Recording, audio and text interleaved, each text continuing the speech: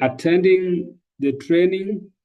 Could you please share the training material? I think a number of people are asking whether the materials would be shared. Um, um, the volume is good. Can you share the materials? Yeah. But I would also want us to reflect on what you've just listened to, what you've just watched, because there are also very important conclusions at the end. The emphasis being on an integrated approach rather than, working on individual approaches. So the integrated nature of climate smart agriculture is very crucial. Another one is basically, building on what has been tested and found to work. And another one is on the low cost approaches that can be easily taken up by farmers without having to go through significant initial capital investment. I now understand why a practice can be described as climate smart, especially from the last slide. That is from Elteldreda. Sorry. I like the idea of looking at the CS strategies set at different levels: landscape production, crop, livestock, fisheries, food systems, services. Using feed with high conversion rate as CSA option for livestock. Okay, I didn't quite get that. That is from Alice. It was a nice presentation due to classified. I think now they are coming very fast. A categorical way of the main pillars of CSA, and it was adding fish and livestock. That was nice. Sefa Fenta is saying, as the training is very important, would you please share the training materials? Again, this will be shared. Yeah, thank you, Awel Haji. You provided the link for the video. And Mohamed Al Abdul is saying, I think CSA is one of the best approaches we can implement at farming level to withstand with changing climate. It is different and more eco-friendly compared to conventional farming, and is that it doesn't only support better crop production, but it also builds resilience of farmers, contributes better to environment, and hope that you will share the resources and slides with the participants. From Love from Somalia. Yes, David is saying the training is being recorded, so you should also be able to have access to this, the recording. Asefa is asking, what is the basic difference between climate smart agriculture and climate resilient agriculture?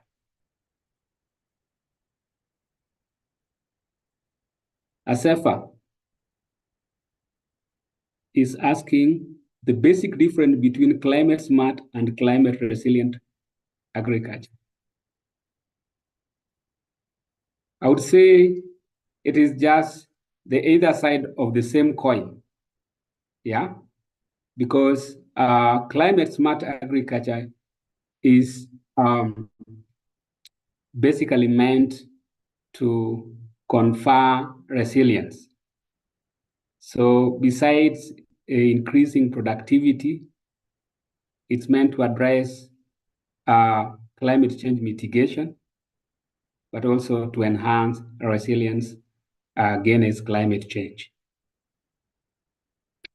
CSA is really workable approach in the context of Karamoja. I appreciate that from Samuel Paul.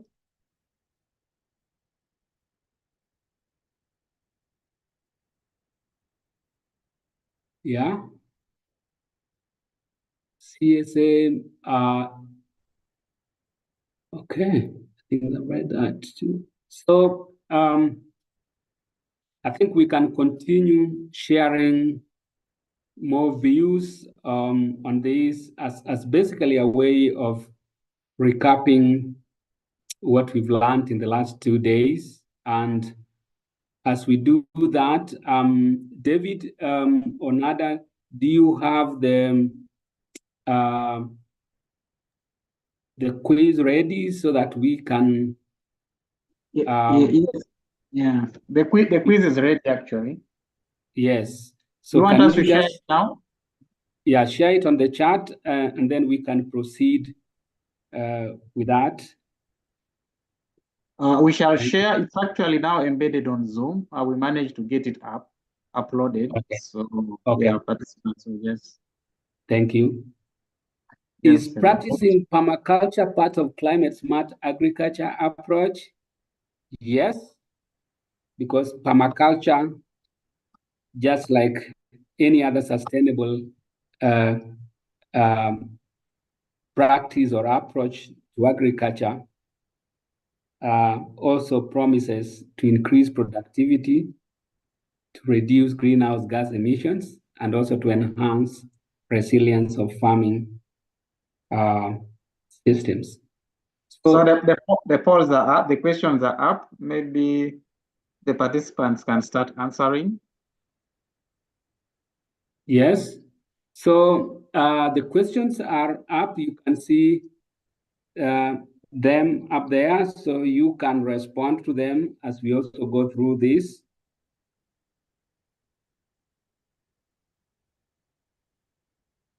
I hope we are all able to see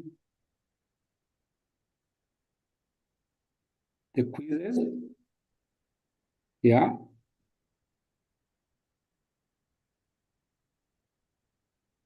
Thanks, Oliver, for making me clear on the difference between CSA and CRA from ASEFA. The training has been a great eye-opener for me. I'm now a smart farmer, really. From Tangu. We should encourage small-scale livestock farmers by promoting and buying products from them and avoid factory farming since it is not climate smart. That's from El Telbreda. Okay. So kindly respond to the queries there. And basically, as I've indicated before, this is also a part of reminding ourselves of some of the important elements that we've covered so far. We should encourage, that's a repetition I'm seeing there. Okay.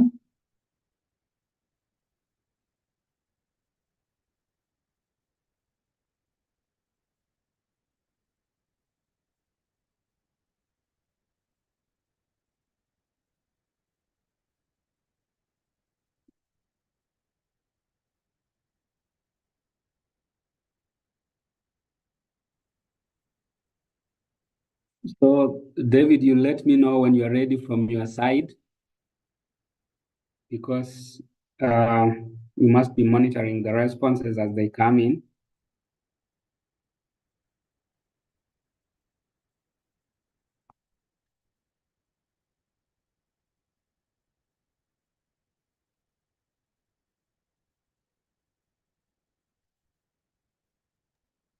Yes, Prof. Wasonga. I think we want to, the responses are still few.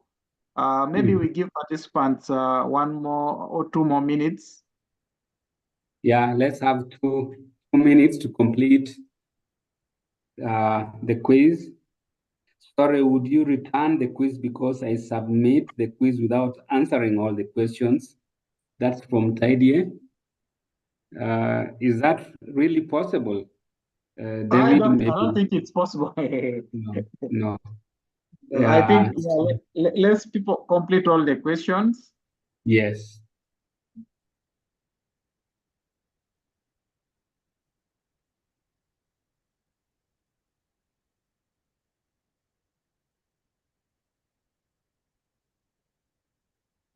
So let's try as much as possible to complete those, attempt all those questions so that we can make progress.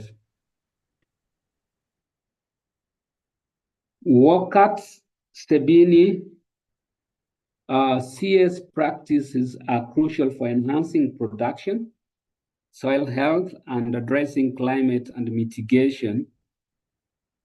But is that CSA applicable for large-scale farming? Yes,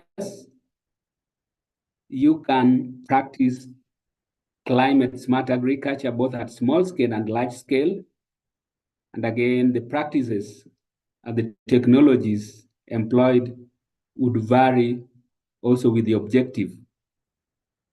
Yeah, it would vary with the objective, it will vary with the ecological and socioeconomic factors. So it's determined by a number of factors, but you can actually apply various climate smart technologies at different scales. So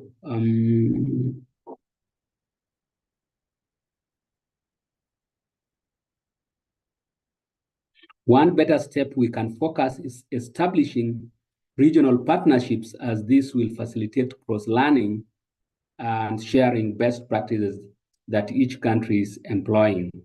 So Mohammed is talking about regional partnerships for knowledge sharing.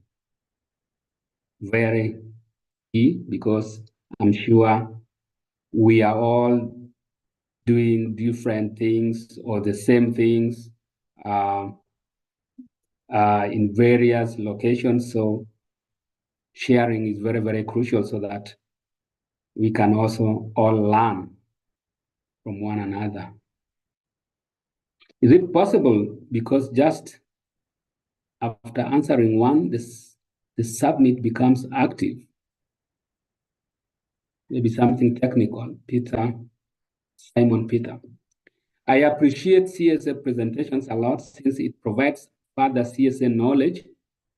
The crop CSA option is quite exciting, in particular agricultural diversification and species that are climate ready. That's from Alemu Gadisa. Girma Asfar, the survival fate of the world population will be determined by CSA approach. It is a matter of sustaining lives. From Asfar. And Tangu is saying, thanks, sir. Please, I can't see the questions. Someone was not able to see the questions. What could be the problem? Awel Haji Ibrahim is saying climate smart agriculture focus, the emphasis is on enhancing productivity while sustaining, ensuring sustainability and reducing emissions. It is a comprehensive strategy that addresses various aspects of agriculture, including technology, policy, and practices to meet the challenges posed by climate change. Climate resilient agriculture focuses. Over half of the participants have responded. I think we can close the poll for now. Yes, yes. And let's see the outcome. Okay. Yeah. So let's see how the kind of responses we are getting. Yes, I'm sharing. Is everyone able to see the results? Yes, I can see it. I hope everyone else is able to see the responses. For the first question there, which of the following combinations of factors best describes the logic behind climate smart agriculture? And I think the answer there, the most most participants say none of the above. Declining food security plus changing climate plus poverty, increasing greenhouse gas emissions, declining agricultural productivity, increasing human population, increasing demand for food, and then let me just extend it, and then changing climate. So most of participants feel that none of the above best describe the logic behind the rationale, the combination of statements or that best describes the rationale for climate smart agriculture. And my answer is increasing human population, increasing demand for food, and changing climate. So we are faced with the increasing human population, and this demands that we have to increase agricultural productivity, we have to enhance production, but this effort is threatened by the changing climate. And so the need to engage or undertake climate smart agriculture. The second question is functional land management approach focuses on enhancing supply of soil-based ecosystem services through sustainable use of land. And the response here is either true or false, and almost everyone says that is true about the functional land management approach. Number 3, which of the following statements gives the most accurate description of climate smart agriculture? And again, almost everyone got it right, that it is a transformative, it involves transformative technologies and practices for enhancing production, climate change mitigation, and also climate change resilience. The fourth question statement is on the biggest barrier to adoption of climate smart agriculture is illiteracy among farmers.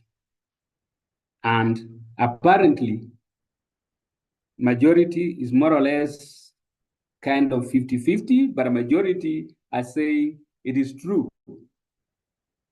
45% is saying it's false. I will go with those who say it is false, because really you may not require literacy to practice climate smart agriculture, though it could be an hindrance, but it can't be the biggest barrier. So I think we'll end it there. We shall end it there, and I will hand over to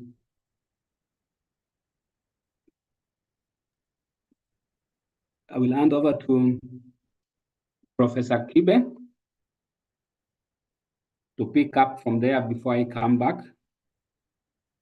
Professor Kibe, are you in? Yes, I can see there are more comments there on the chat. This question 1, 1, 2, 2 are correct. Population versus food demand can meet the demand by CSA practices. Okay, that's not clear. I have listened carefully to the ongoing training in relation to sustainability and ecosystem services. How is CSA solving the business as usual, since it has production that is part of economic sustainability?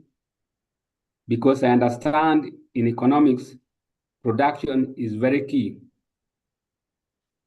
Yeah, I think my answer to this is that as opposed to maximizing as climate smart agriculture, actually focusing on optimization.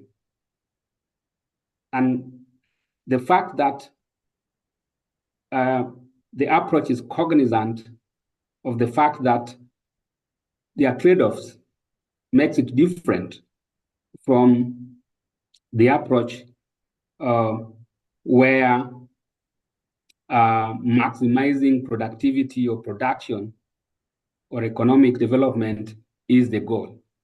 So we are saying we have very tough choices here. There is a very delicate balance between ensuring enhanced production, greenhouse gas emission mitigation, and enhancing resilience. That means that there have to be trade-offs here. So the idea here is not really to maximize, but to optimize.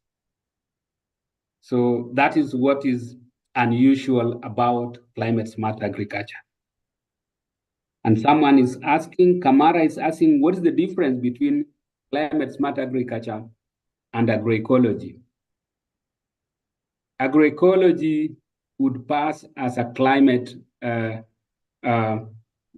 agriculture approach, because basically it tries to apply the ecological principles in agricultural production, okay? Knowing that the agriculture depends on the larger environment or landscape and vice versa. So applying the key agricultural ecological principles in our agricultural production for the purpose of sustainability is what agroecology is all about. So it passes to be climate smart in the sense that it also promotes the three principles that underpin climate smart agriculture. So I think I will hand over to Professor Kibe, kindly.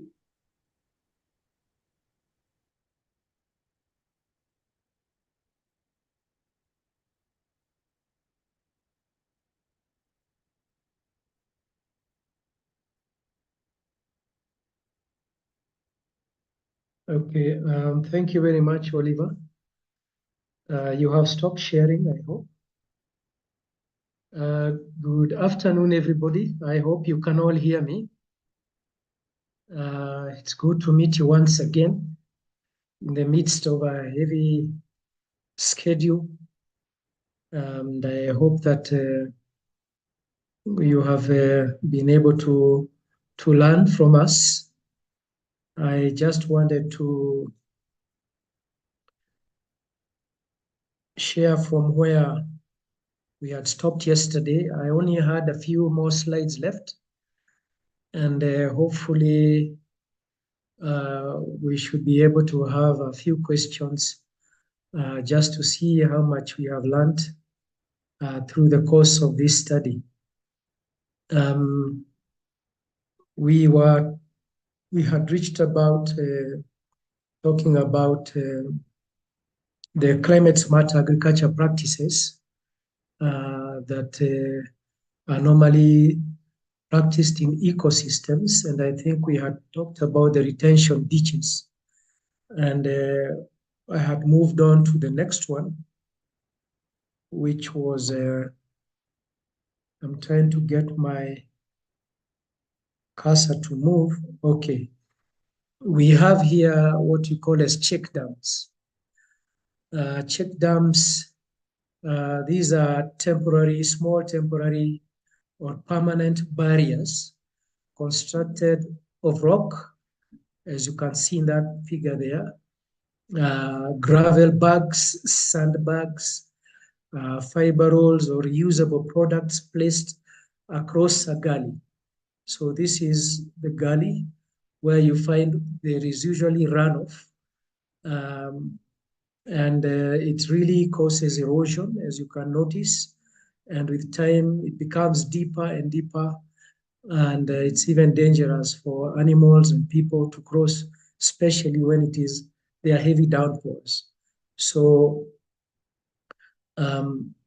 this becomes very, very useful, especially to slow down the rate at which the storm water is going downhill. You can see this is up in the slopes. So the check dams, they slow down and allow the water to infiltrate into the soil, and then the overflow kind of is checked again by another barrier and another barrier. So they have certain benefits. They are low cost and relatively easy to construct. They reduce erosion and increase sediment deposition, and allows percolation to recharge the aquifers. But some of the disadvantages is that they are effective only in channels draining 4 hectares or less of an ecosystem, because they can become ineffective with huge storm events. A lot of water flowing down may result in them being carried away. The stones or the gravel or the sandbags can be pushed away in cases where there's a lot of heavy downpour and runoff. And also extensive maintenance with periodic sediment removal is necessary, because with time they get filled up, and so they become of no use. And again, you have to remove the sediments to be able to allow water to be stopped or to be slowed down. And of course, they are difficult to dismantle if they are meant to be there for a temporary period of time. So the check dams enable growing of tree seedlings within that area, as well as shrub and grass in gullies, by protecting them from being washed away by flowing water. Then we have the last slide here, which is showing the zai pits. Zai pits are used especially in drylands. These are holes dug to collect and retain runoff to allow infiltration into the soil. As I mentioned earlier, the soil acts like a reservoir, but if, especially in slopey areas, you do not, and soils that have kind of a crust on top of them, like they are found in the calcareous soils in the dry areas, then you may find that infiltration is difficult. So zai pits help to kind of hold the water and allow it to seep gradually, thus recharging the subsoil. So the dark pits collect and concentrate water to the plant. This reduces the risk of water stress in areas with low and erratic rainfall. And they're usually fertilized with plant debris or compost. So when you make the hole, you can come in here and put some of the organic material that you may have available, or some compost in there to increase the soil organic matter, as well as some of the nutrients that are necessary for the crop.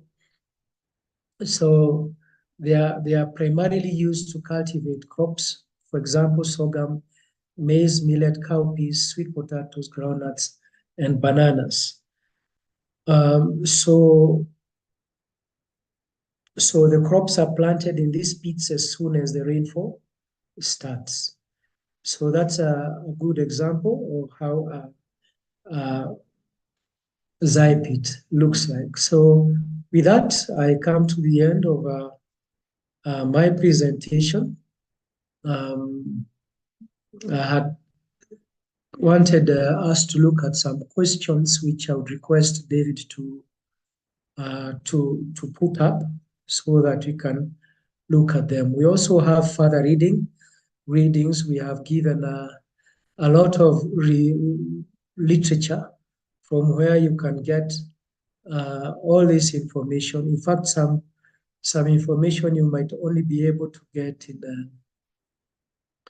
in research documents, but others you can also get them from books. As you can see, some of the FAO documentation are also there.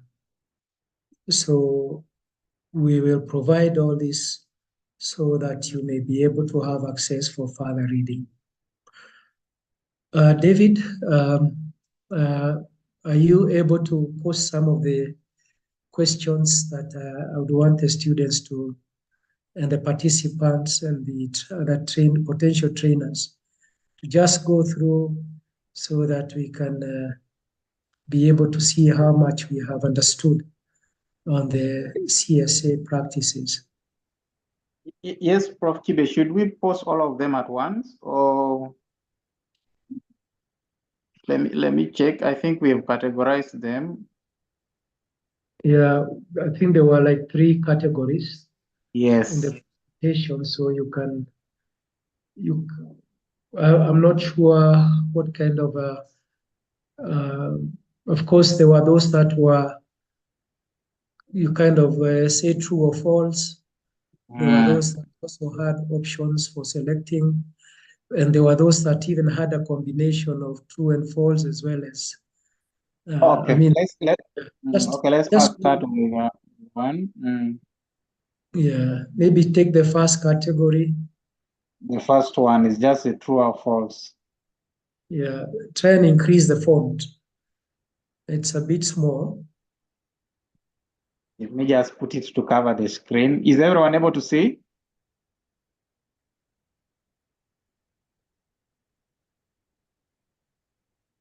Participants, we are giving you just 1 minute for this one. Increase the font, please, if it's possible. No, it's not possible. I'm trying to check. I don't see the settings. Okay. Can everybody read? Can everyone read?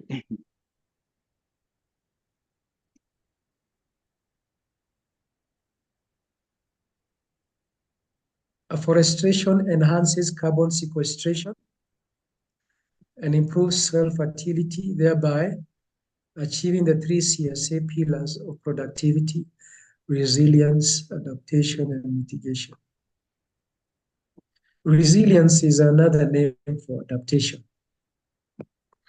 If you are resilient, it means that you are able to adapt to the climate variability and change.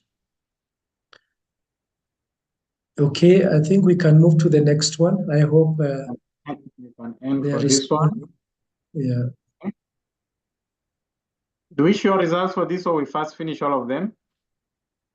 Just finish all of them. I think you can be giving like 10. You might have to discuss one by one, Prof. Or will not be able to go back. Okay, Yeah, there is you no problem. Better to do it one by one also. I suggest so as well.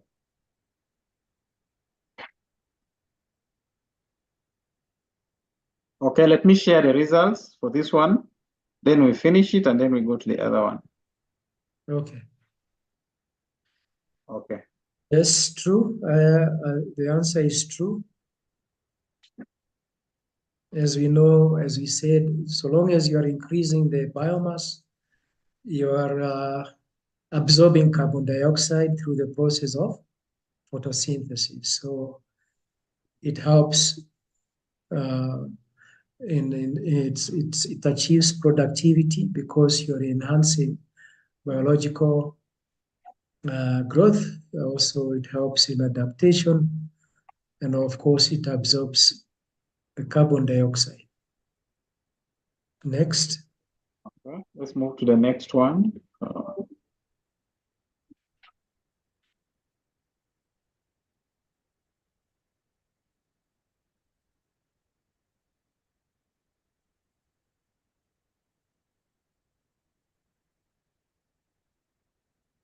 Okay. This one has 3 questions, true and false. Please complete all of them.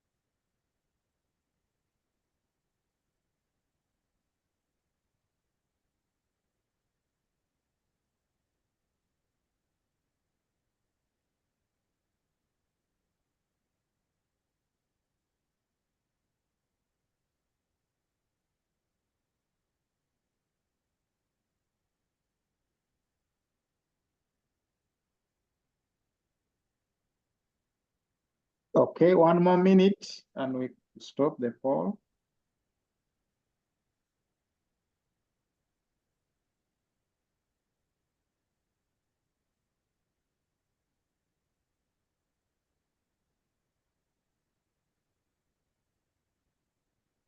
The results?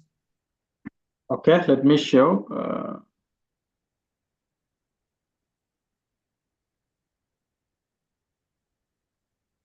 Okay, here are the results. Okay.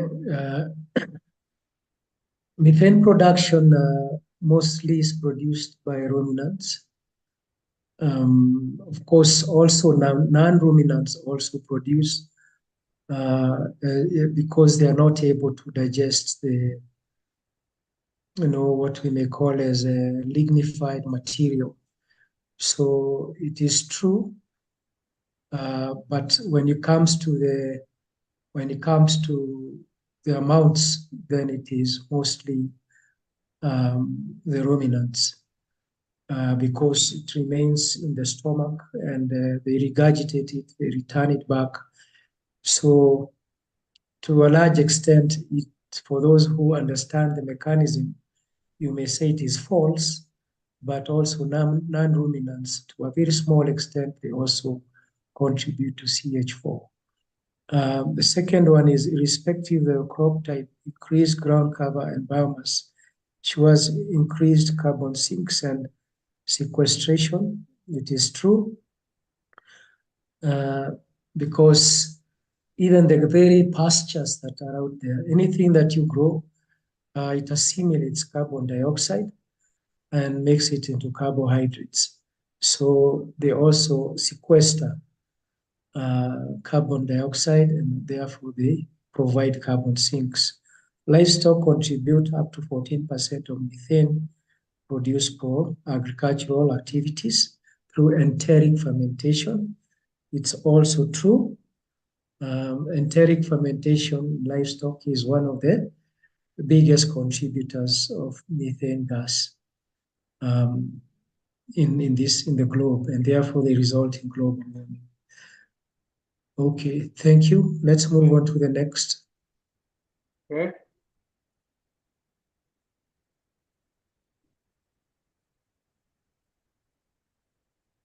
Yeah, this is the last category. Okay.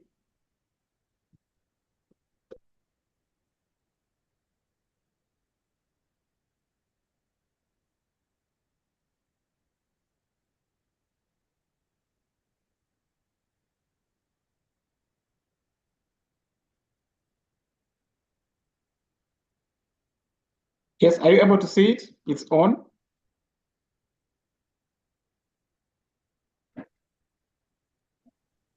Yes, it is visible, so they have to select true or false for each.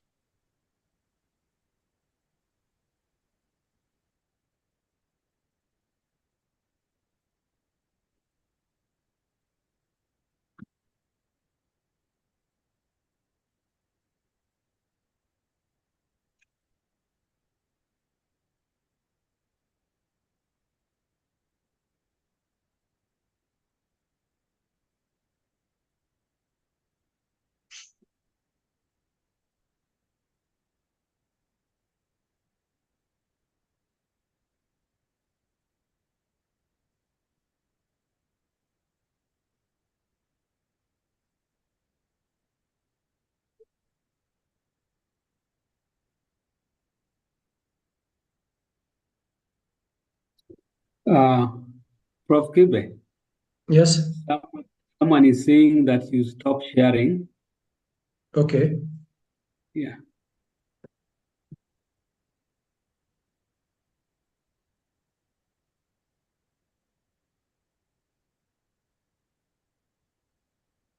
And someone is also still asking, where is the question? Someone is not able to see. They have to click on false or quizzes. When you click on that, it pops up on their screen.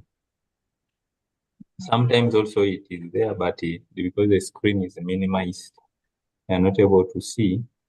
But if they click on polls, or quizzes, they're able to see it popping up.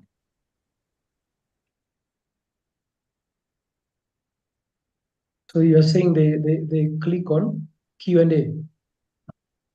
No, there is a word written there as polls. False, an or icon quizzes. for false. Yeah, it's called Yes. polls. So when they click on it, it will pop up on their screen because it must have popped up when maybe they were not seeing. So Yeah, or they yeah. clicked on the side. When you click on the side, it moves, it disappears. So for you to retrieve it, you have to go to polls or quizzes. So when you click on that icon, it will come on your screen. I think the last number 10, it should be wind direction,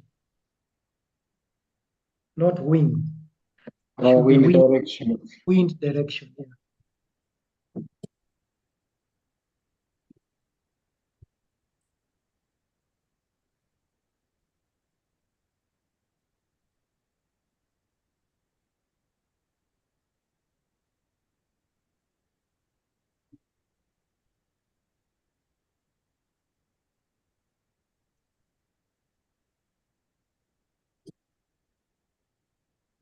Okay, can we go through the questions, Okay.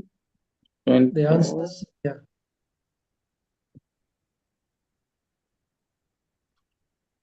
okay, I'm sharing now. Which of the following weather factors affect crop production?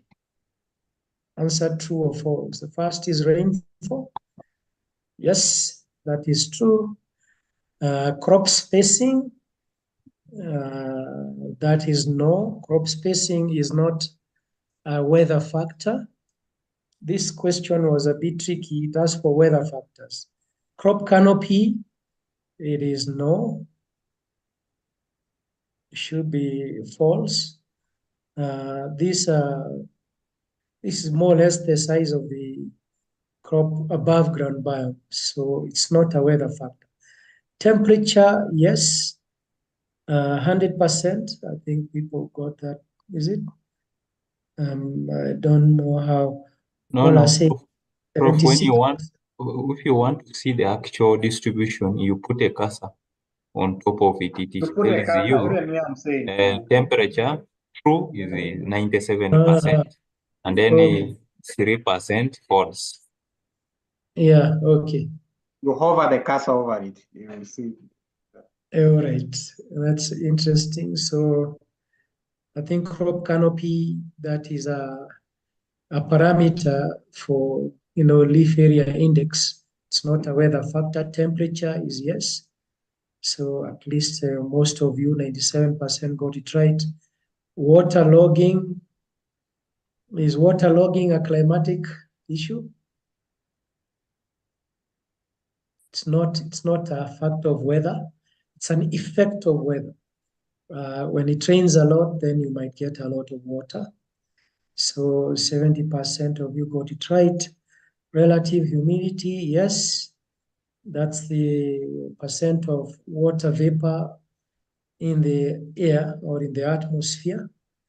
And it has a big effect. If relative humidity is high, then you find evaporation is low, or even transpiration tends to be low, because there's nowhere where the transpired moisture would get into.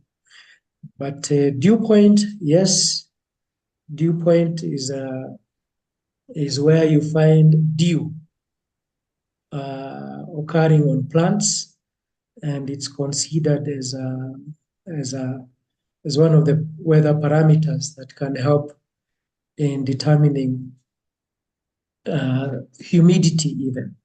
If a place is highly humid, then there's a tendency of dew being found in the mornings when it is very cool, because it condenses, and so it's found there. It's a reflectance. Some studies use dew point instead of humidity. Then there is solar radiation intensity. Yes, that is true. We get all our energy from the solar, radiation or from the sun. And when it lands here, we know it's reflected or absorbed, and therefore that energy is transmitted into another form of energy. It can be, heat energy, and therefore it increases the temperature, can be absorbed into the chlorophyll, and it helps in production of carbohydrates, becomes biological, etc., etc. The duration, does the solar radiation duration as opposed to intensity matter? The intensity along the equator is usually higher, and it makes a big difference because the temperatures are higher along the equator or in the subtropics, depending on where the sun is. And then the duration, of course, the longer you have the sun rays, the longer you have the heat radiant energy. And of course, evaporation, transpiration, all these other factors are affected. Even the biochemical changes within the plant are affected, within the soil. All those factors are important. Then wind, was wind direction. I'm sorry if you misunderstood this, but wind is a big factor because the higher the winds, the more the evaporation, the more the transpiration, and therefore the higher the crop water requirement. If you're irrigating, you have to give much more water for the crop to survive. So thank you very much. Is that the end of the questions? Yes, that's the end of the questions, Prof. Okay, thank you very much, David.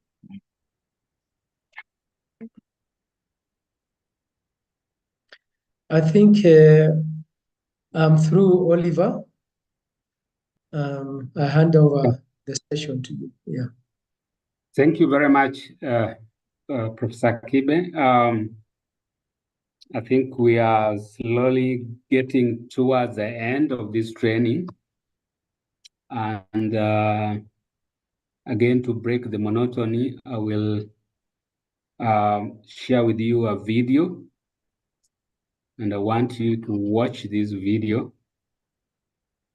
and take notes if possible. Because there's going to be a task after that. And we shall all join in some sort of good discussion about the topic. So let me see if I can share it.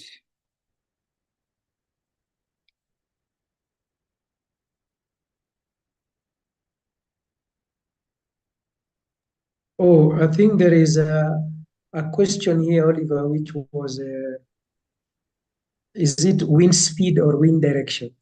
Oh, it was, I think, wind direction, isn't it? Yeah, that was another tricky question. The wind direction. Wind speed, definitely, as I mentioned.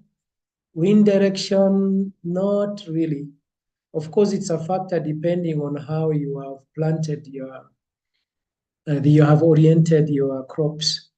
But it's considered not so much as a factor that affects or rather enhances climate change. It is mostly the speed. The wind speed is what is mainly measured in meters per second or meters per hour. That becomes a climatic factor. The direction might be either from north to south, south to west, and it may not be considered. So thank you for pointing that out.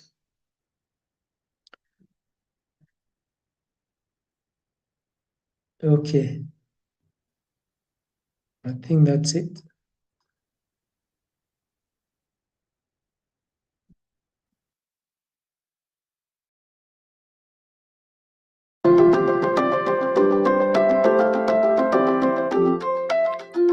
So one common thing which we notice is the fact that the technologies which we most of the technologies that are climate smart, if you like, and what we mean by climate smart, we are saying that these are technologies that are being implemented to ensure that the objectives of, addressing the challenges of climate change, that is, we have technologies that contribute to food security, food security and increased production.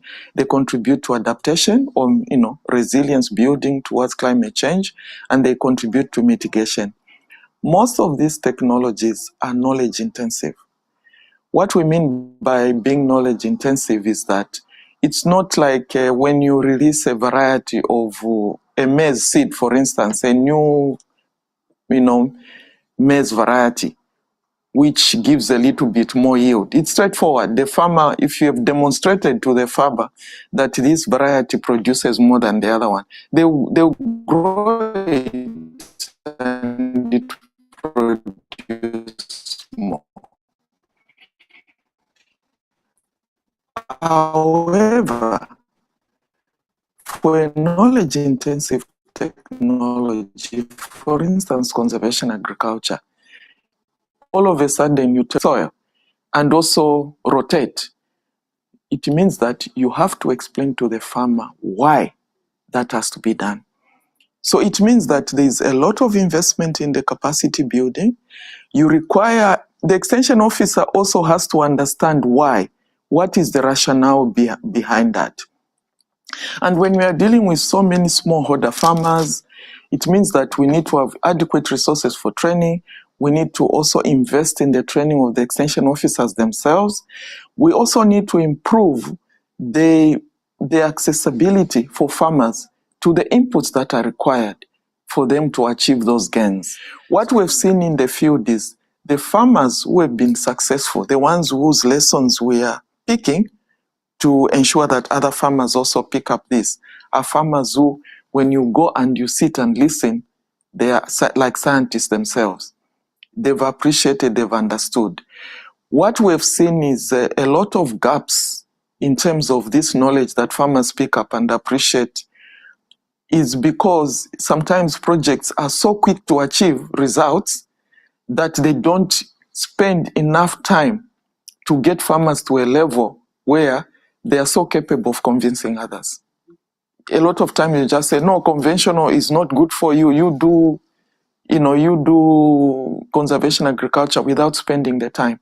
But we've seen that where you have spent a lot of time, it's actually worth it. Because then the farmers themselves talk to other farmers and the adoption is actually faster when they're learning from each other. The idea that CSA can be applied across the board is I think that is the wrong notion, because different communities have different priorities, they have different needs, they're interested in different things. So what we're trying to say is that CSA is context specific. You need to know who you're targeting, you need to know what they need, and then you need to know, even in terms of climate, what kind of challenges are they facing, because different communities face different climate change challenges. Yeah. So I think what an approach that seems to be working is where you identify the challenges the communities are facing together with the communities, and then based on these challenges, climate related challenges, at the international level, but in terms of implementation, we need to do this from a bottom up perspective. Yes, so that we identify the priorities and the needs of the farmers with whom we are going to work, and the technologies and the practices that are developed are tailored towards addressing these needs. The policymakers need buy-in. Some of what we've seen work is when we actually invite policymakers. Policy briefs are not enough. They need to be out in the field to see what's happening. We've seen that in countries where we are seeing numbers of adoption of CA go up, is where policymakers have been actively involved in the field. They actually come to the field days. The other thing we've seen, which also improves policymakers, convicts them, is when we've also worked with the, big farmers, commercial farmers who have picked up conservation agriculture. So when we have our field days, we like to have these commercial farmers who also talk to smallholder farmers as well as policymakers. And these are people who have made it big. They are making good money, and it seems to work much better in the presence of the commercial farmers, because these are people who are really, you can see from the way they are living that things have changed.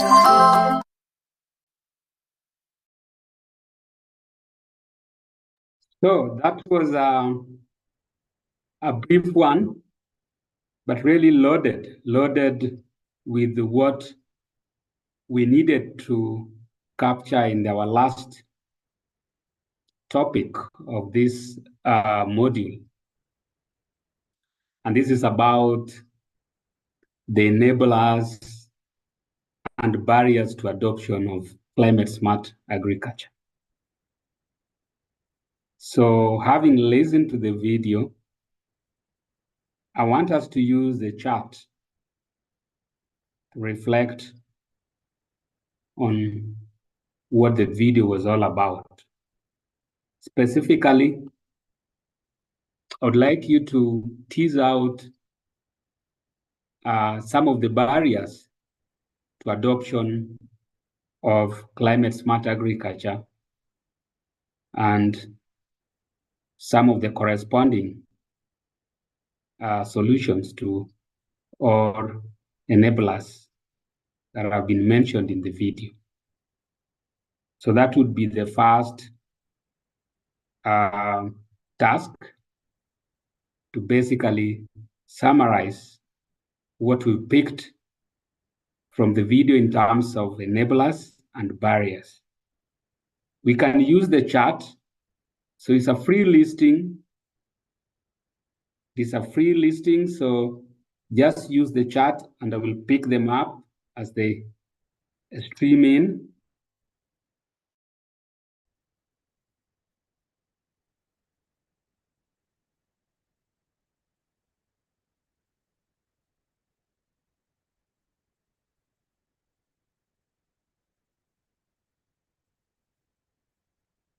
What are some of the barriers that are being mentioned in the video?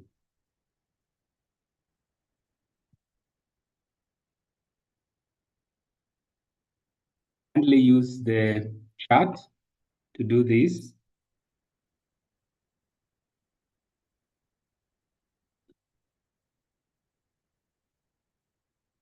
And David, I think we can open the mic for everyone, and people can also raise up their hands and talk.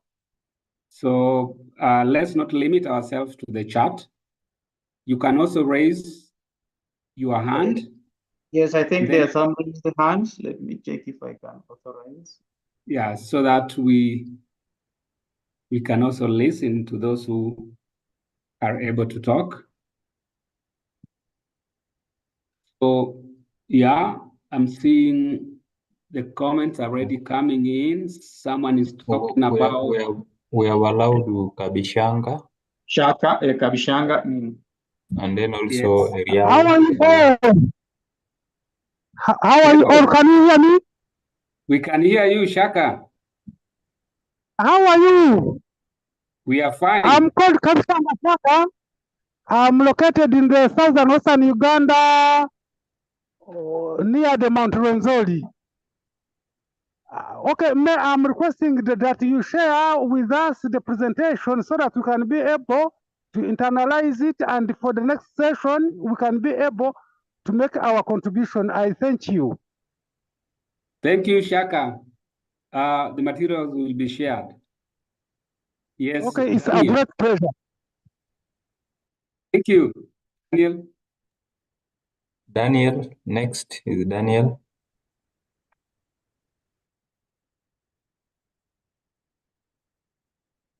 Daniel is still muted, but there are a number of Daniel, unmute yourself. And Good evening. Good Hello. evening to you, Daniel. Yeah. Yeah, this is Daniel Riau from Kabremaido, extreme eastern part of Uganda. Are you getting me? I hear you loud and clear, Daniel. Yeah, the biggest barrier that we realize in the CS approach is most especially with the implementing partners, people always design project implementation before or without consulting the need or sharing with the community what is best that can work with them. And as the professor said, you'll find from the clip, you'll realize in most of the gaps is whenever they are implementing these activities, the project always hurry to achieve the result without people acquiring further knowledge at times because of the time frame of the project. For us particularly, I've been participating in the CA, in the conservational agriculture adoption within Kabremaido district in eastern part of Uganda, where we were promoting green manure cover crop. But as PAG National Uganda, we came to realize, as they have said, there is need to discuss which GMC work best. So that is what we came back on the ground. Instead of forcing them, like for example, we were using Lab, we were using Mukona, but the community say, we cannot eat these things. Now, why do you want us to promote what we cannot eat? But by the time when the community is saying so, the time of the project is going. So when we derived the mechanism, we realized that rice bean can work best for them, and that is what we resolved to. Thank you very much. We are really delighted for this kind of engagement. Thank you. Thank you very much, Daniel, for sharing your experience.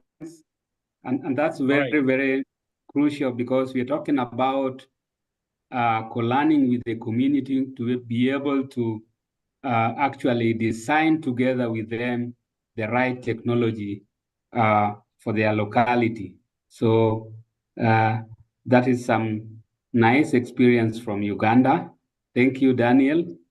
next is Lydia. Lydia. Thank you so much. Is everyone getting me? Yes, Lydia, we can hear you. Okay. So some of the barriers that I have noted from the clip, one, it's knowledge intensive. And especially when you look at the conservation agriculture. Then two, another barrier is most of the different implementers tend to make policy briefs, which is not proper. And for the case of making policy briefs, a solution to it should be that the policymakers need to be taken to see what is happening on ground, such that the different policies can be implemented much faster. Then another barrier noted is the lack of access to the inputs. You find most of the researchers have generated the different technologies, but they're not giving adequate time and inputs for these farmers such that they do what they are able to implement. Then another barrier is challenges in communities are always kind of like context specific. And you find that some of the implementers or the project leaders do not look at that, but then a solution to it would be identifying these challenges together with the community and implementing technologies that are tailored to address those community challenges. Thank you so much. Thank you very much, Lydia, for those reflections. Isa John. Isa, please. And I'm seeing more are coming in the chat. We shall go through them as well. Kindly, John. Yes, teacher, Stefan. Teacher John. Check if the mic is allowed. Yeah. His mic is on. He has even unmuted, but he's not talking. John, please go ahead. As John prepares to So come maybe into we talk, allow now Zizinga, Alex.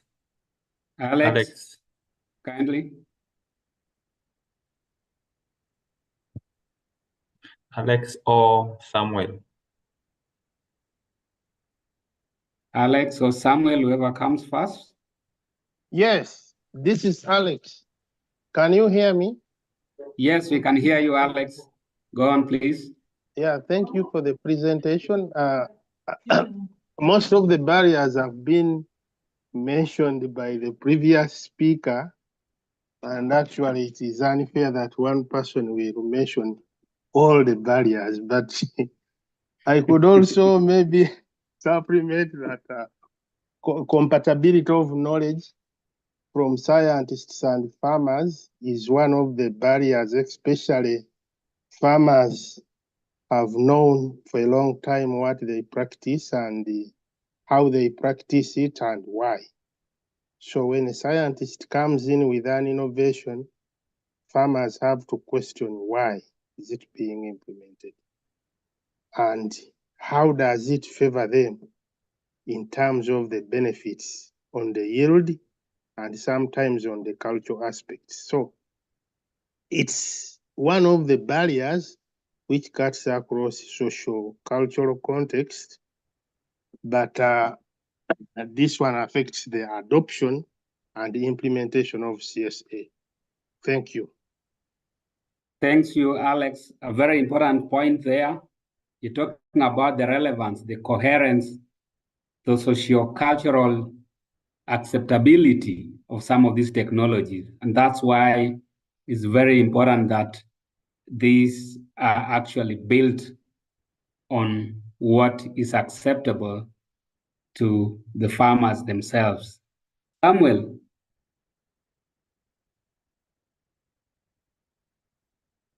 Samuel, your hand is still up. Yes. Thank you, Professor. And thank you for offering me this opportunity. I'm Samuel Paula Cole from Karamoja. I just interest myself especially on the practices of CSA. Basically in the Karamoja context, I have been implementing a couple of some of the climate smart agriculture practices, especially related to the ZIPIT, the semicircular barns. You find that the level of uptake, there is a low level of extension services, especially by the government systems. And you find that the level of adoption by the communities is still at the lower level. And that's one of the critical elements to be taken up critically by the government. Also, basically, also the technology is simple, but to introduce to a community at the first phase, the community actually is a hard technology, like especially on the use of the FM technology when they are making contour bands. It seems a hard technology, but eventually, when they adopt, it's a simple technology. Otherwise, I really appreciate this initiative, and that's one of the critical learnings and in the previous project I've been working, funded by USAID. Thank you, Professor. Thank you very much, Samuel. And probably we'll come back to that, the reason what is it that can be done so that these technologies are readily, once they've been tested and found to be working well, they can readily be adopted by the farmers, but that we shall come to that. So I'm seeing a lot of comments here on the chat, and one of the barriers here is about policy and lack of buy-in. by policymakers, from Veronica, Aaron Obong, limited resources and quick response time frame, as mentioned in the video. So we normally don't have adequate time to ensure that we actually convince rather than just converting people to adopt. Lack of proper extension services to disseminate the CSA technology. I'm sure extension services in most of our countries is not doing well. In some countries, it's almost virtually non-existent.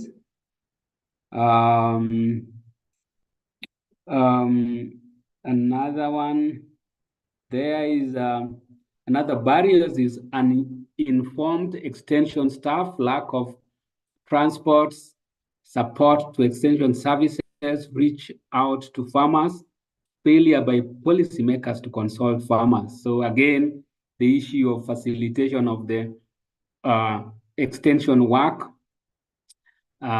capacity, and also a more of a top-down approach by policymakers.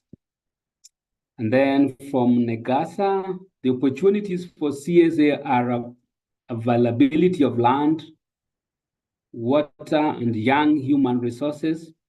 The barriers are lack of enabling policy, lack of knowledge, and budget at the initial case. So a number of factors there. One barrier being the policy, requisite policy to support climate smart agriculture, but also accompanied by limited knowledge and also financial resources. Oscar Nzoka, knowledge barrier. Take enough time to capacity build farmers, invest in extension team, use innovative ways to disseminate information or knowledge rather. Yeah, so Oscar is talking about the knowledge barrier and of course, the need to focus on imparting or building capacity, both for the farmers and also extension workers to effectively do the transfer. So farmers have different needs. Yeah. So again, the different, the climate smart technologies have to be context specific. They have to be relevant to priorities of farmers, which vary from one location to another. Lukuhama, limited resources, failure of policymakers to consult knowledge, knowledge barrier due to less capacity building. So again, Lukama is basically emphasizing this, the policy, knowledge, and capacity building. And Oscar again is saying CSA is not one fit for all. The practices and technologies are context specific, yes. And Andrew Mugobo is saying enablers, some of the enablers are field days, contribution by farmers, farmer-to-farmer extension approaches, field days. And again, your mic is still open. If you have anything you want to say, I think it's time for all of us to talk now, and not only the facilitators. So you are free to say whatever you want to say instead of limiting ourselves to the chat only. So kindly use this opportunity. Shaka, you're back? Yes?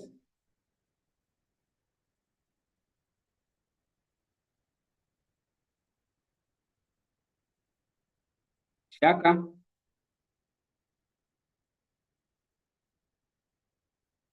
I can see your hand is up. Abdul Mohamed Diouf.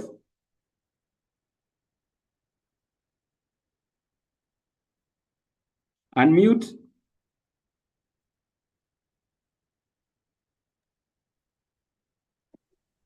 Alfonso.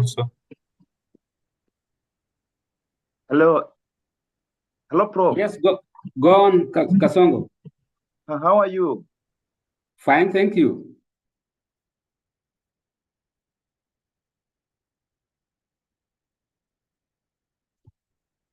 Do you have am I loud and clear? Am I loud and clear? Yes, I can hear you. Okay, yeah. I'm Alfonso from Lusaka.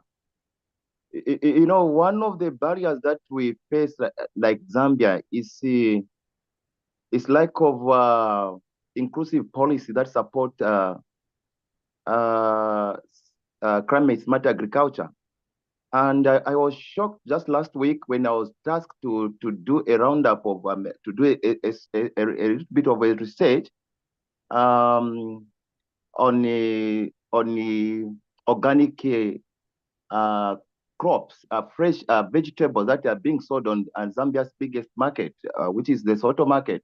I was shocked that none of the organic products, fresh products, are being sold on our biggest distribution market. Soweto market happens to be the biggest hub for the country for the fresh products. Okay, and it's a distribution point where some of these products they go up to the cross the borders to Kasumbalesa as well as Zimbabwe. So you can just imagine that as a country, we don't have such products. When I talk to some of the farmers, actually what they told me is shocking. They were saying that they prioritize fossil fertilizer or chemical fertilizer because they want money, okay, and organic money is not doing for them. I mean, organic fertilizer is not doing for them. So I was really shocked that the country has continued feeding on products that are produced from fossil fertilizers.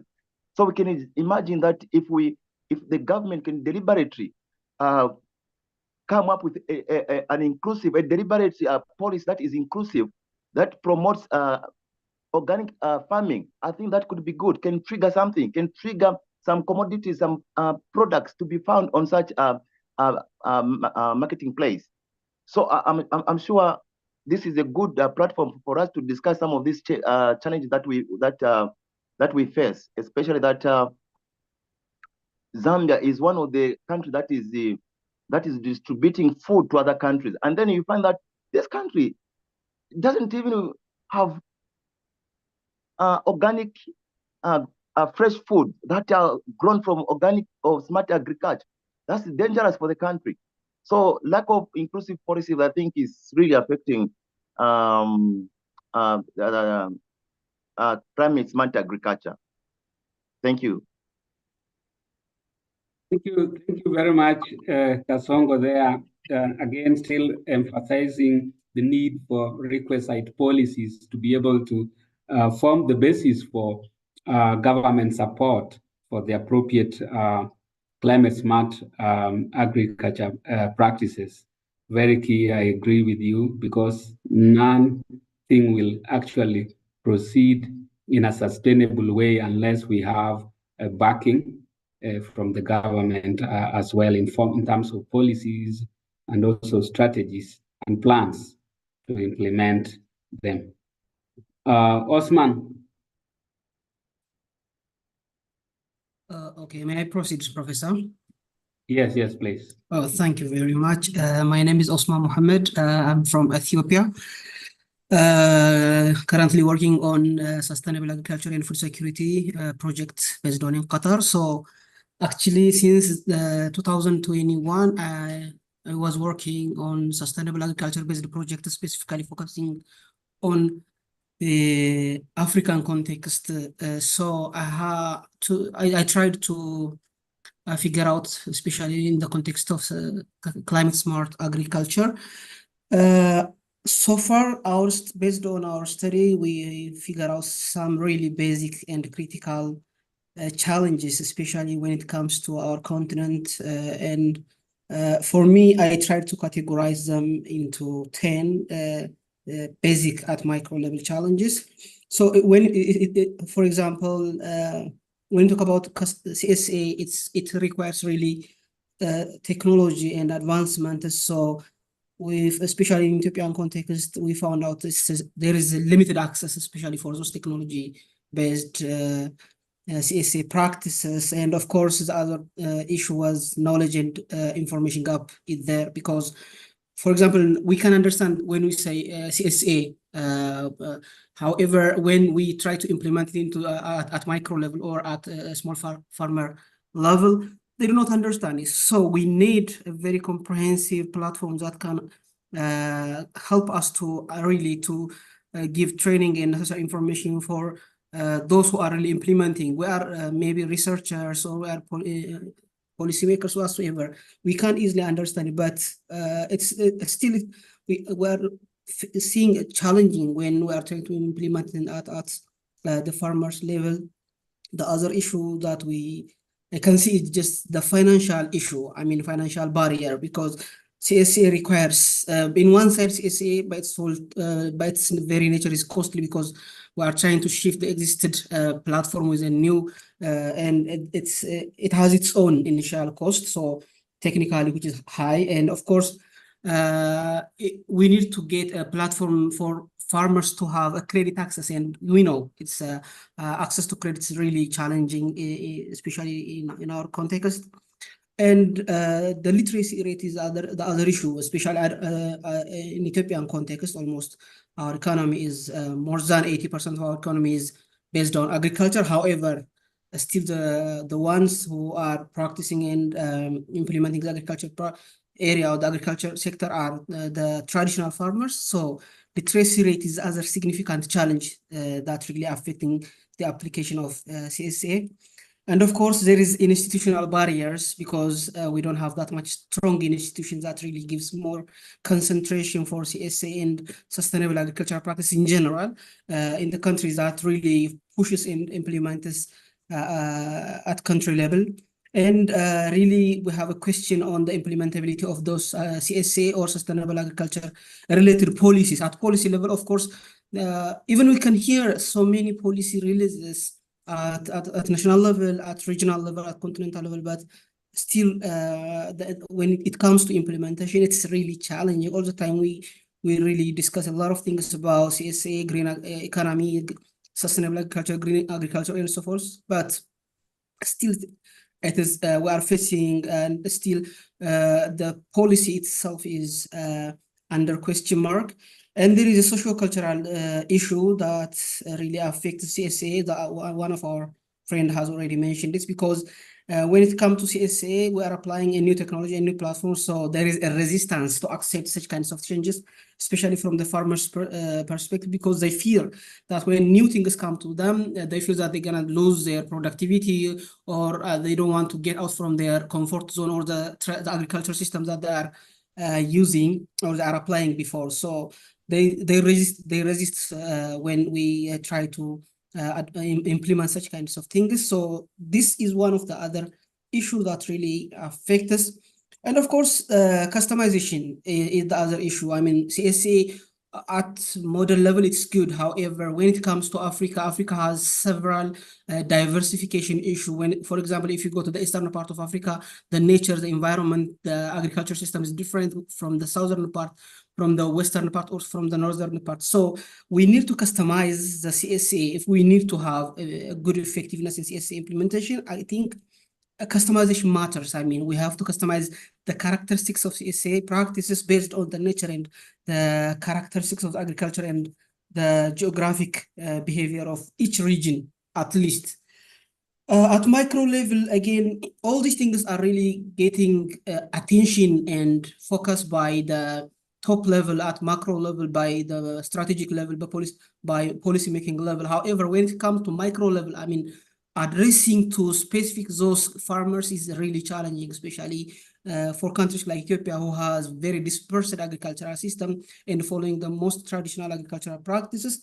Again, applying to each and every area of the country is a big challenge. So we need to customize. We need to get down to the smallholder, micro level, the agricultural system. So we need to address the smallholder farmers, and we need to have at least a centralized agricultural platform. For this, we need a strong institution that really can play its own role in implementing such kind of constructive agricultural practices. And finally, I can say that we need good governance. To be honest, we are talking a lot about sustainable agriculture. We talk about CSA and other agricultural practices that improve our agricultural productivity as well as food security. However, we can feel that there is a gap on good governance, and corruption is the other challenge that really affects. So for me, these are very critical challenges that really can affect and really affecting the effectiveness of CSA in our context. This is what I can say. Thank you very much. Thank you very much, Osman. Wow, that really wraps up everything for us, because you've mentioned a lot there, talking about the knowledge gap, access to credit, as really most of these technologies also require resources to be able to actually successfully uptake, institutional barrier, policy barrier, sociocultural barriers, and also the fact that we really need to contextualize these technologies is quite key. Maybe Oliver, Oliver, I may want to also respond to what Osman was saying, and in addition to agreeing to what he's saying, just maybe for purposes of discussion, to just give some few examples of what we may be able to do. For instance, when it comes to limited access, which is very, very true. And I think what we are doing is trying to address that, creating awareness. And we are thankful to Forum and to MasterCard Foundation and other organizations at ICRA that have come on board to support us. And of course, the systems that we now have, we are able to talk to people in Lokichogio, people in West Africa, using the current tools in the webinar and the internet. So through this creation of awareness of how climate affects crop production, livestock production, we are hoping that through this training, there will be other trainers who will pick this up and come on board and still continue this discussion, even in the rural areas where a lot of challenges are. And in that way, we might be able to enhance access. Another one, of course, literacy is one of the biggest problems. Of course, government policies to teach each and everyone, how to read and write is very, very critical to enable us to just learn. And the net is going to be the future source of learning and knowledge. So if you empower our people, when we empower people to read and write, and then we empower them to having access, to Google, just get them online, they can be able to read for themselves. You see, some of these questions that you are asking, you can quickly Google and see and get an answer. In fact, a time is coming when the teachers will become irrelevant at some levels, because you can literally go online and listen to the videos, that are online. Another issue I have come to believe is seeing is believing. Traveling, we have programs where we have exchange programs. Some of us have benefited going, to some other parts of the country and seeing how people live, how they tackle their, just how they exist, how they feed themselves. And we realize that every human being has a challenge. I never knew that it was hot in the United States of America. I always thought that there would be snow, it would be cold, until when I went and I found the floods, floods. The Mississippi had literally flooded the whole of Louisiana. They had lost all their crops, and they were looking for ways of how to mitigate against this. And these are climatic issues that they also face. The hurricanes, the Katrina, in fact, the effects of hurricanes had come 60 kilometers inland and destroyed even places where we could pass. And you find that they are proactive. They look for ways of being able to foresee where is this hurricane going to come. Their scientists are supported to be able to study the winds effects and how these storms can come and the damage they can cause. There is the red alert, and they tell people move out as fast as possible. So it's communities must be engaged, and I think devolution, Oliver, as we have seen, where you allow local communities to work together by themselves and come up with solutions that can work within their systems. That will help to ease the burden that is from the central government. Because if you are in Ethiopia, in the western part of the country, another Ethiopian might be in the southern part of the country, another one might be in the northern part. All of them are facing different challenges. And for this reason, you find that if we devolve our investments, if we devolve our resources when we are doing allocation in the government, if we support education at the local level, then they'll come up with those local solutions that Osman is talking about. I think the last one I can say is we must try and minimize rural-urban migration. The biggest problem has been a lot of the learned people. They tend to migrate. They might be from the rural areas. Once they get an education, they go to the city. They move to Addis, they move to Nairobi, they move to Kampala or Entebbe, and they leave the less educated in their rural setups, who are less able to understand some of these challenges. They are less able to participate in policy making and passing good rules. In fact, when in a discussion that I listened to in India, they were talking, how come we have the Asian tigers in Asia, but we don't have them in Africa? And some of the learned people there, they said the problem has been in Africa, migration of the learned people has been from the rural to the urban areas.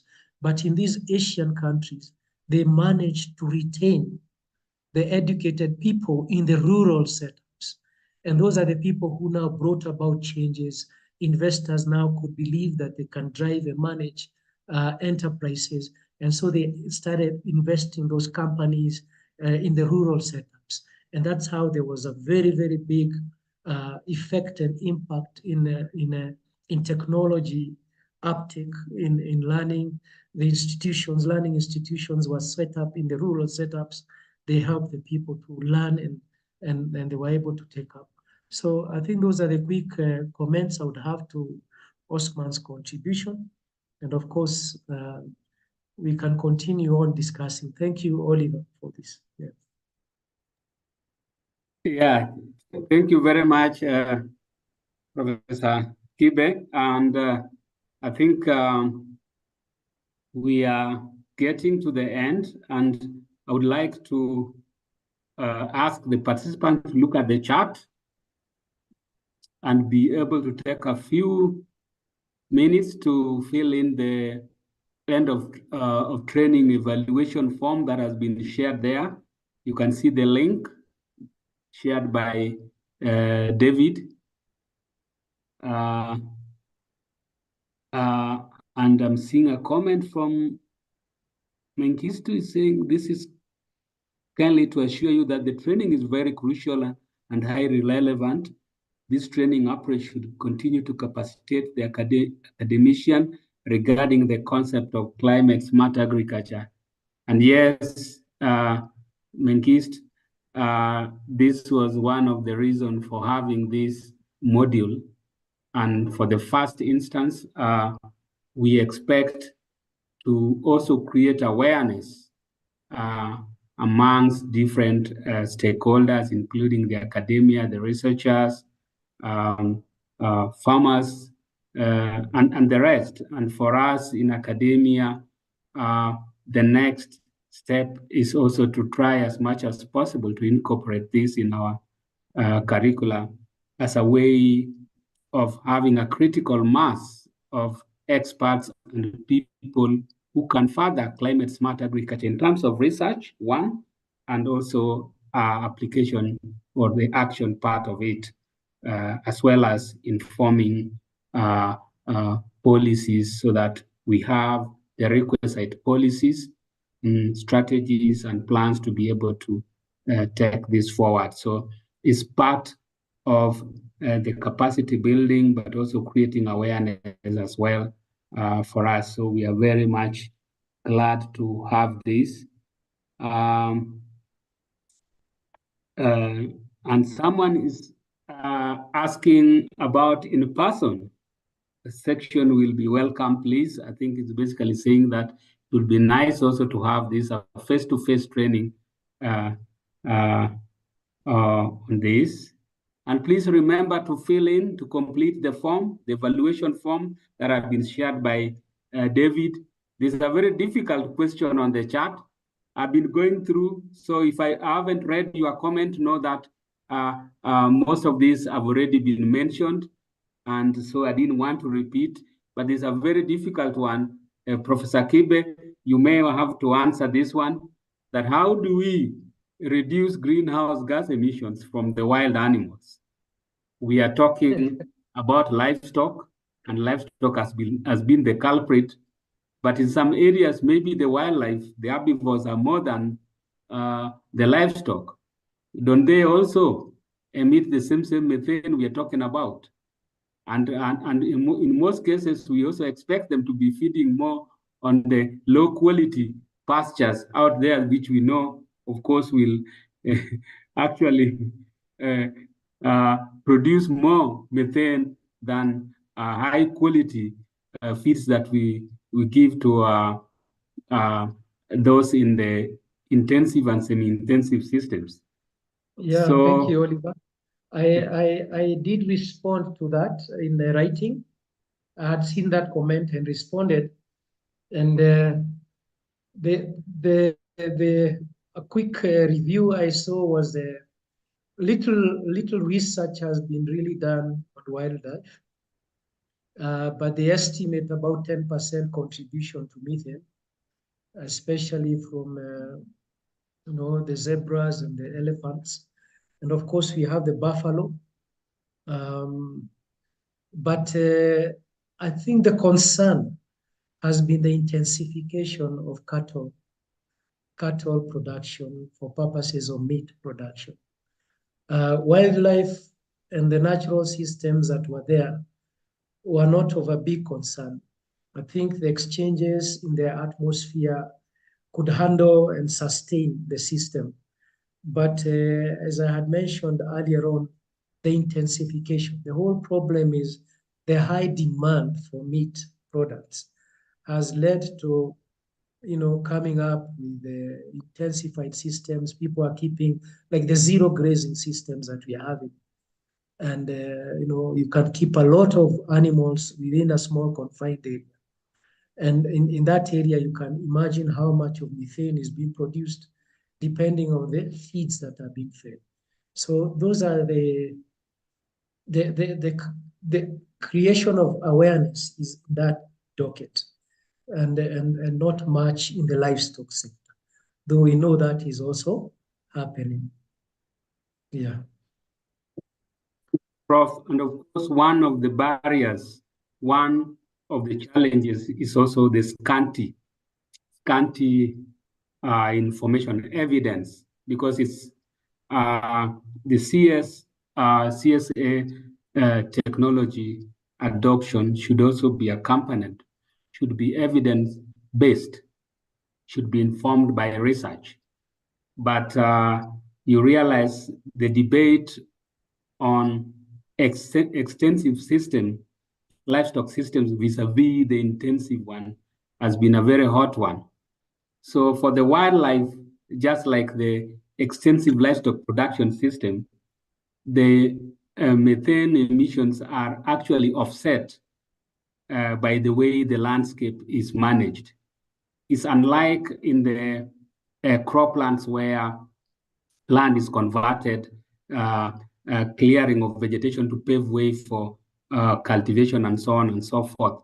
So in the areas, rangelands where we have extensive livestock production system and also wildlife, the land is managed in such a way that there's very limited disturbance other than the use by livestock and also wildlife. So there's that kind of offset the emissions that would come from the animals themselves. But again, this also still require more or further research to basically give us the figures, so that we don't only have the story, but we also have, basically have the story behind the figures. Yeah. So.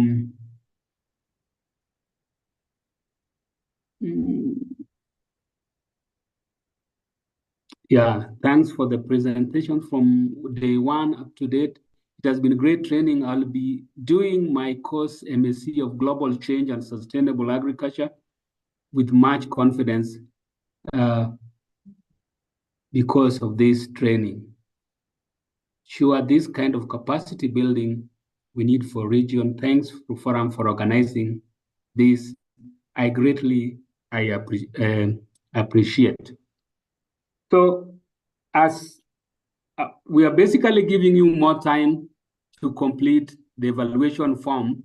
And as we do that, I'm going to take this opportunity to wrap up. This session has been a very long one, but I think it's quite fulfilling in the sense that we've had very good interaction, because it was also good to hear your voices, get to have your input, so that it's a more of a sharing, learning than listening only to us. So I will just share my slide here, and we shall wrap it up as you fill in the complete the evaluation.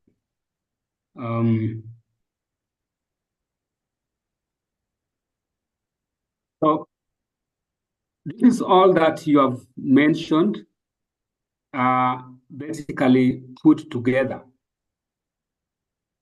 And I'm not going to share many slides. I'm just going to take you through this because these are already issues that you've raised, the comments that you've given on the chat, but we've also had this from the video.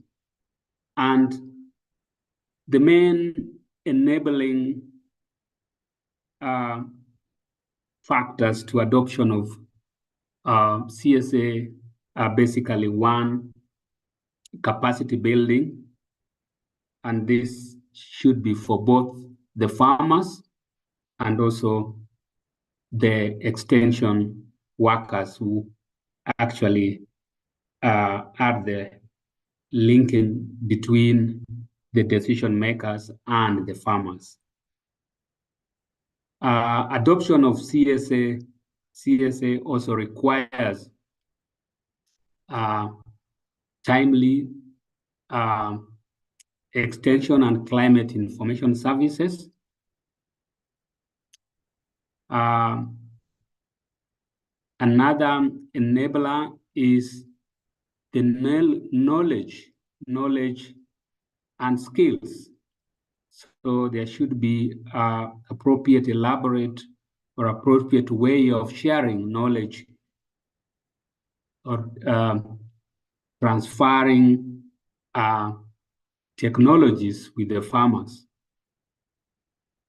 And the fourth one is evidence. Evidence is very key. You require evidence to be able to inform design of appropriate climate smart technologies. And as I've already said, financing is very important because you need resources to be able to implement a number of most of these technologies, and as well as market information on the existing outlets for agricultural produce.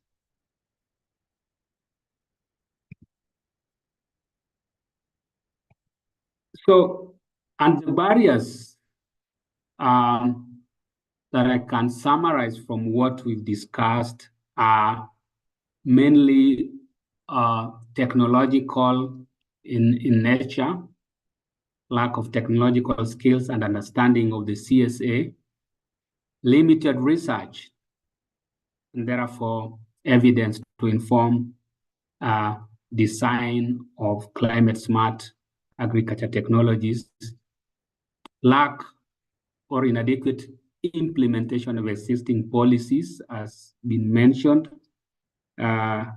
by Mohammed, lack of tested and approved climate smart agriculture technologies. As you've clearly indicated, this would vary from one place to the other, so they're quite context specific. So there's need to actually contextualize this and develop those technologies that are appropriate for different locations. Lack of recognition of indigenous knowledge that farmers already have very rich knowledge on how things work. They understand their environment and they've been experimenting with different approaches. And so we need to build on what they already know. With extension services has been mentioned by quite a number of you. Poor quality and access to weather data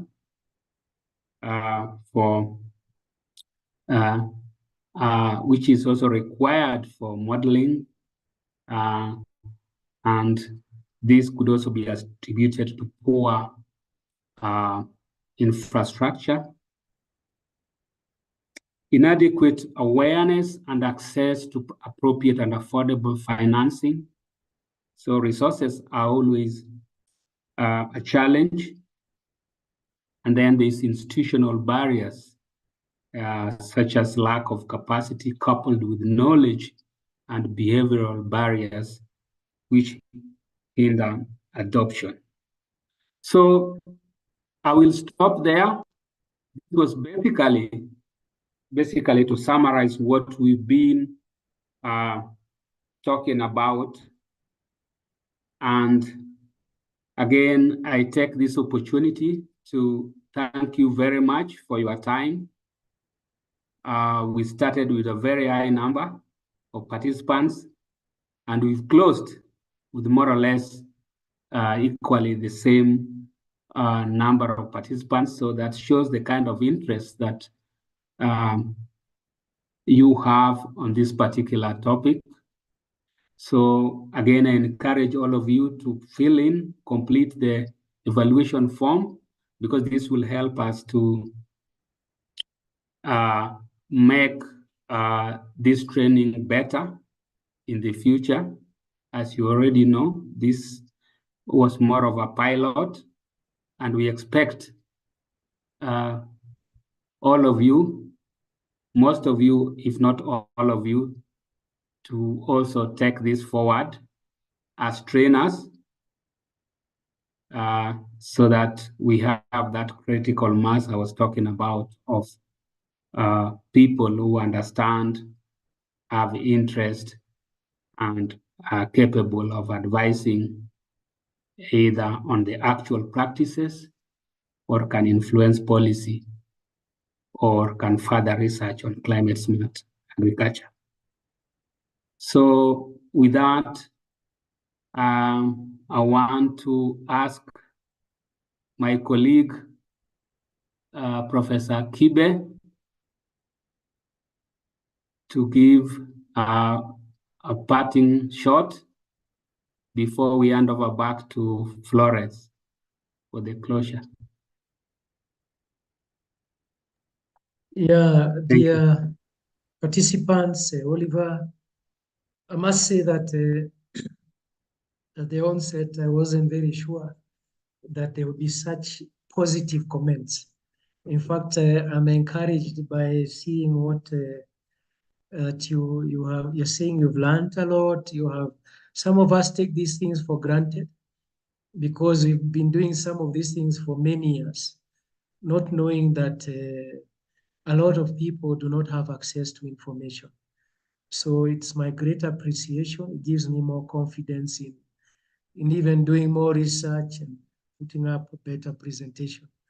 And for this, I want to thank RUFORUM and ICRA for their support. And of course, for all of you who have made it for these 3 days and for encouraging us and telling us we need more of this. So may God richly bless you, and may we make Africa a great place to live in and a great place to also live for our children and children's children. Thank you, Oliver. Thank you very much, Professor Kibe. I hope Dr. Florence and Professor Majaliwa are with us in here. I will hand over to you to take us home. Majaliwa, are you on? Yes, ma'am, I'm around. So please do conclude this discussion. Thank you very much. Thank you, ma'am. Yeah, ladies and gentlemen, as we come to the close of our course on climate information and climate smart agriculture, an introduction part of it, I want to extend my gratitude to each of you for your active participation, dedication, and enthusiasm over the past 3 days. Throughout the course, we have learned a lot of things at the intersection between climate data and sustainable agricultural practices. We have somehow explored how to leverage climate information and enhance resilience, increase productivity, and ensure food security as climate change set in. Your engagement in the discussions, assignments was very encouraging and inspiring. I'm very sure that if such a course again is organized, you will not fail to participate. And certainly, all of us have learned a number of things, including from your side. We have also learned a number of things. I would like again to remind you that this is just one of the courses we have. As the Deputy Executive Secretary mentioned it at the beginning, we have several modules on climate information and climate smart agriculture developed by experts from the continent. And we hope that in the near future, before the end of this year, certainly, we will have some of these courses again given to the audience on the continent. So I want to thank you once again for your commitment and participation. I wish all the best to you all in your future endeavors, and look forward to seeing the positive changes you will bring towards the management of agricultural field on the continent. Thank you very much once again. So I would like to take this opportunity to request the Deputy Executive to close this meeting. Majaliwa, you have closed the meeting. Thank You you to very much, close. colleagues. Thank you for being here. We appreciate you, Oliver. We appreciate you, Anthony. We appreciate you, both Davids and Nada at the Secretariat. Thank you very much for having this up and running. And we pray that it is at the beginning and not the end. And on that note, I declare this meeting closed. Thank you very much. Thank you very much.